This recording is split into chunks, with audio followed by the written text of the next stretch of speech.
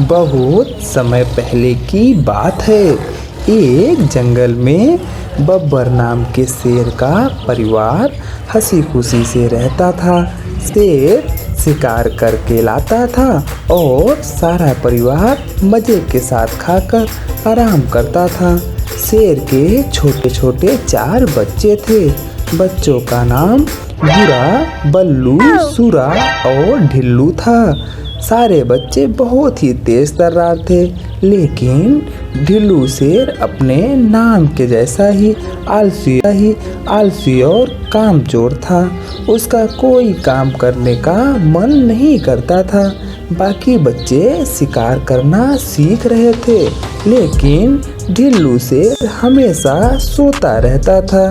बब्बर शेर एक दिन अपनी पत्नी सुराना शेरनी से कहता है, अरे ओ भाग्यवान, सुनती हो? मुझे ढिल्लू को लेकर बहुत चिंता होती है। अगर ऐसा ही रहा तो उसका जीवन कैसे गुजरेगा आगे का। ना तो शिकार करने जाता है, ना ही कोई काम करता है। उसे समझा समझा के थक गया हूँ मैं। अब तुम्हें कोई रास्ता निकालो। फिर बब्बर शेर की ये बात सुनकर सुराना शेरनी कहती है, ढिल्लू शेर अपने काम और ताकत को भूल गया है।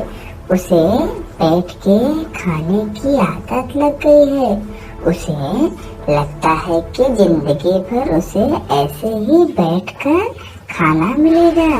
उसे सबक सिखाना पड़ेगा कि खाना मेहनत से मिलता है।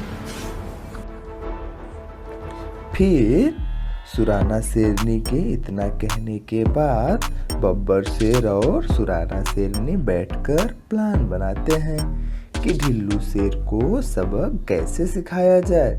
फिर उन्हें एक उपाय सूझता है और वो कहते हैं, हाँ यही ठीक रहेगा ढिल्लू के लिए। फिर एक दिन की बात है। सुराना शेरनी ढिल्लू शेर के पास आती है और कहती है, ढिल्लू बेटा, तुम्हारे पापा की तबीयत बहुत खराब है। अब वो शिकार नहीं कर सकते हैं। घर में खाने का एक टुकड़ा भी नहीं है। तुम बाकी भाइयों में सबसे बड़े हो। अब तुम्हें ही अपने भाइयों के साथ मिलकर परिवार संभालना है।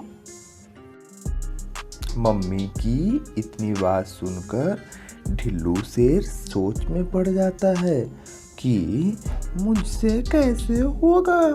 मैंने तो कभी शिकार किया ही नहीं, मैं कैसे करूँगा। तब सुराना शेरनी कहती है, बेटा, हिम्मत से काम लो। अगर जिंदा रहना है तो शिकार तो करना पड़ेगा ना। अपने भाइयों को साथ में लेके जाओ। तुम भाइयों में सबसे बड़े हो, वो तुम्हारी बात मानेंगे। अपनी जिम्मेदारी उठाओ। जब तक पापा की तबीयत ठीक नहीं हो जाती, तब तक तुम्हें ही संभालना है। सुराना शेरनी की ये सब बातें सुनकर ढिल्लू शेर अपने सब भाइयों को साथ लेकर शिकार करने निकल जाता है। वो लोग सारा दिन मेहनत करते हैं, सब जानवरों के पीछे भागते हैं, लेकिन उन्हें एक भी शिकार नहीं मिलता।